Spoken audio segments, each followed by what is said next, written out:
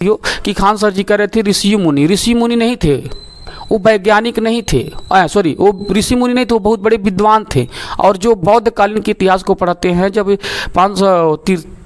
563 ईसा पूर्व में बुद्ध की इतिहास माना जाता है, तो ऑलरेडी बुद्ध को ही वैज्ञानिक कहा गया है। और उसके पहले कितने वैज्ञानिक थे, उनको मुनि कह के बदनाम ना करिए, वो वैज्ञानिक थे हमारे देश के, इतने बड़े बड़े वैज्ञानिक थे, जो खगोलीय वैज्ञानिक थे, आर्यभट्ट जो जैसे गणित होते थे, जितने जो शून्य की खोज करने वाले थे, हमारे बौद्धिस्ट वैज्ञानिक हुआ करते थे, उनको मुनि मत कहिए, क्योंकि मुनि नहीं होते थे, वो लोग सब पढ़े लिखे शिक्षित इंसान होते थे और वैज्ञानिक होते थे। जैसे कि अभी हम जब पाषाण काल के बारे में पढ़ते हैं, तो अब उसको हम मुनि कहें, जब वो लोग कपड़ा पहनना जानते ही नहीं थे, सब कुछ जानते ही नहीं थे, बेचारा नंगे धड़ंगे घूमता था, वो आग का खोज करता था, आग का खोज किया, पहिए के खोज किया, ठीक है।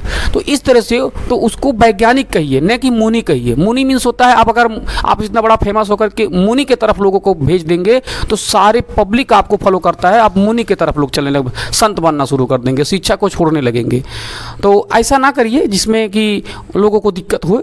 तो मुनि ना कह करके उनको विद्वान कहिए और वैज्ञानिक कहिए, साइंटिस्ट, ताकि हमको साइंटिस्ट लोगों को देना है, बनाना है। तो साइंटिस्ट बनाने के लिए हमको उनको मुनि ना करके साइंटिस्ट कहिए, ठीक। तो चलिए अब हम बात करेंगे मकर संक्रांति। अभी तो एक टॉपिक खत्म हो गया, अब हम बात करेंगे मकर संक्रांति। मकर संक्रांति क्या है कि देखिए कि जब हमारे सूर्य, देखिए गोलार्ध जो होते हैं, दो गोलार्ध है, उत्तरायण और दक्षिणायण, उत्तरायण और दक्षिणायण।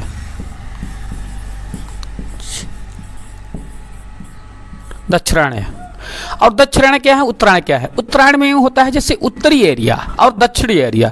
हमारी पृथ्वी 66.5 अंश की कोण पर झुकी होकर के अपनी घूर्णन करती है। तो इसके अनुसार जब हम बात करेंगे तो उत्तरायण गोलार्ध और दक्षिणायन गोलार्ध, और हमारी पृथ्वी का काल्पनिक रेखा माना जाता है, 3 रेखा है, मकर रेखा, कर्क रेखा, भूमध्य रेखा। जो बीच का रेखा है इसको भूमध्य रेखा कहते हैं, इसको मकर रेखा कहते हैं, इसको कर्क रेखा कहते हैं। तो ये तीनों के बीच में मकर रेखा, जब हमारा सूर्य की गोलार्ध घूम करके उत्तरायण से दक्षिणायन हो जाता है, यानी दक्षिणायन से उत्तरायण हो जाता है, उत्तरी गोलार्ध में जब हमारा ये सूर्य की परिक्रमा करने की पृथ्वी घुसक करके इधर चली जाती है, तो दिन बड़ा होने लगता है और रातें छोटी होने लगती है। तो इसी चीज को, इसी घटना को, खगोलीय घटना को हम मकर संक्रांति कहते हैं। और बौद्ध कालीन के इतिहासों से जब आप गुजरात के एरिया में जाएंगे तो उसको पोंगल आप लोहड़ी के नाम से जानते हैं। मतलब कहने का तात्पर्य है कि चावल खत्म होता है। जब चावल खत्म होता है तो चावल खत्म होने के उपरांत में गीला भोजन बना करके या तहरी बना करके खाने का उसको प्रावधान किया। मतलब अब चावल का सीजन खत्म होना, अब रोटी वाला सीजन आने वाला है। तो इसीलिए वो लोग जब बैसाखी आता है, सतुआन जिसे कहते हैं, तो जब गेहूं खत्म होने लगता है तो सतुआ का लोग खा, ये बौद्ध कालीन के इतिहासों से मिलता है कि उसमें लिखा गया है स्पष्ट। जिसको खेती बाड़ी का काम होता है तो खेती में जाकर के हलों का पूजा होता था। तो इस तरह से पहले के लोगों ने, बड़े विद्वान थे लोग, ऐसे करते। तो आज हम लोग के चावल खत्म होने वाली, चावल का सीजन खत्म होने वाली, रोटी का सीजन आने वाला, इसलिए वो चावल की खिचड़ी बना करके समाप्ति करते हैं कि अब हम लोग का जो चावल वाली सिस्टम है वो खत्म हो गया, ठीक। तो इसीलिए मकर संक्रांति मनाया जाता है। अब इसको लोगों ने धंधा बना लिया, लोग जाकर के भीख मांगते हैं खिचड़ चढ़ाने का। किसको चढ़ा रहा हो भैया, हम नहीं समझ पा रहे। हाँ, चढ़ाने की जो बात होती है, लोग अपने इष्ट देवताओं को देते थे पहले बौद्ध कालीन में। तो बौद्ध कालीन में लोग दान खिलाते थे, दान देते थे। आज लोग उसको दान को लोग बिजनेस बनाकर बैठ गए हैं, तो ये गलत है। तो ये मकर संक्रांति के रूप में लोग जाते हैं, खिचड़ी चढ़ाते हैं, खिचड़ चढ़ाते हैं, जिसको खिचड़ी के नाम से जाना था। चलिए अब हम बात करेंगे सूर्य तथा चंद्र ग्रहण है। तो सूर्य और चंद्र ग्रहण क्या होता है, इसको हम डिटेल्स जानकारी लेंगे। देखिए सूर्य और चंद्र ग्रहण क्या होता है। सूर्य, जब पृथ्वी, चंद्रमा, सूर्य 3 ग्रह होते हैं और तीनों जब क्या करते हैं, एक दूसरे का परिक्रमा करते हैं। और सूर्य को छोड़ करके, सूर्य उपग्रह होता है, सूर्य उपग्रह होने के कारण ये दोनों लोग मिल करके क्या करते हैं, इसका परिक्रमा करते हैं। एक कक्ष होता है, इस तरह से इन लोग का कक्ष बनता है, एरिया बनती है। जब एक कक्ष बनता है, एरिया बनती है, तो ये लोग परिक्रमा करते हैं। तो हमारे यहाँ अफवाह का फैलाया जाता है कि डोमोआ सूर्यवा को लील लेता है। हम नहीं समझ पाते हैं ससुरा डोमोआ है कौन। अच्छा, कितना बड़ा है जो इतनी टेम्परेचर का सूरज को लील जाएगा, उसको इतनी औकात हो गया दावा को। अब खड़ा होकर लीलता कहाँ है, जब अंतरिक्ष में कहीं जगह ही नहीं है खड़ा होने के लिए। तो ये बेवकूफ़ों भरी बात है। हम साइंस की तरफ बढ़ रहे हैं, साइंस को आप लोग फॉलो करिए।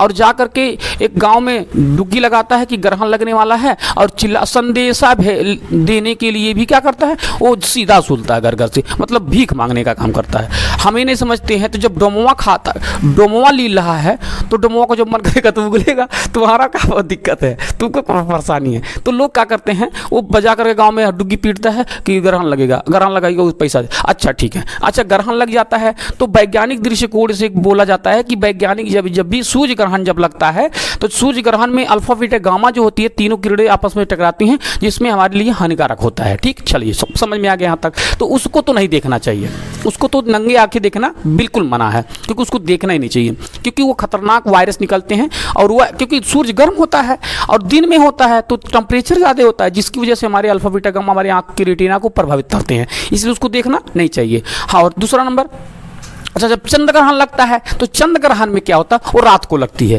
तो रात का क्या लगता है कि सूर्य के प्रकाश को परिवर्तन में ला करके चंद्रमा चमकती है। अब चंद्रमा जब चमकती है तो उसी को हम सूर्य ग्रहण, चंद्र ग्रहण के नाम से जानते हैं। अच्छा, अब एक चीज़ और देखते हैं, जैसे कि मतलब आप लोग हमारे इस धरती पर हैं कि अपने परिवार होते हैं, 2 4 5 जो भी होते हैं। तो इसी तरह से सौरमंडल में 9 ग्रह होते हैं, 9 परिवार हैं लोग। कितने लोग हैं, 1 2 3 4 5 6 7 8 9, यानी ये 9 ग्रह होते हैं। यहाँ सूर्य होता है, ठीक है, यहाँ पर क्या होता है, सूर्य होता है। ठीक, यहाँ पर सूर्य होता है।